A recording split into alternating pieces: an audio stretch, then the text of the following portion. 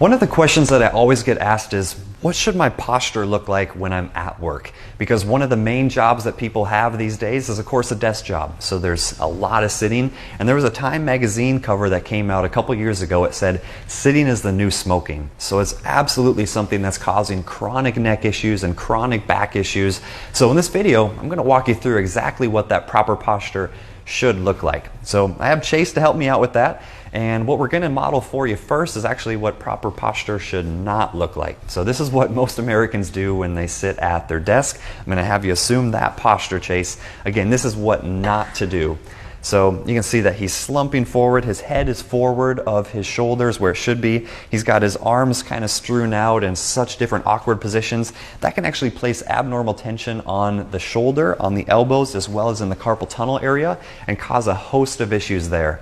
But one of the big things is with that neck forward to where it should be, causes chronic neck issues and even low back issues with that slumping into the low back. Another thing to pay attention to is that this screen is actually too low for him. So he's having to look down at the screen, which can also cause things like neck pain. So we're going to shift gears, Chase. I'm going to have you assume that normal posture, and this is what posture should look like. So I'm going to have him get into position. You can see he's scooting in the chair a bit because he needs to be closer to the monitor in order to have proper angles with his elbows and with his shoulder. So we're going to scoot the keyboard closer to him. And Chase, go ahead and assume that posture. So he's sitting up nice and tall. He's got a curve in his low back. He also has a curve in his neck. And then he has a 90-degree angle here at his elbows, which is what we're shooting for. And that's going to make sure that there's not pressure on those areas and can prevent things like elbow pain and shoulder pain and pain into the carpal tunnel area. About 50% of carpal tunnel surgeries fail.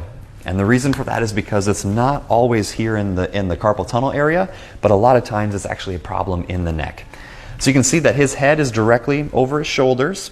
And again, one thing that we haven't changed here is that that monitor should be higher. So it should be a good 6 inches higher. It needs to be at eye level for the patient.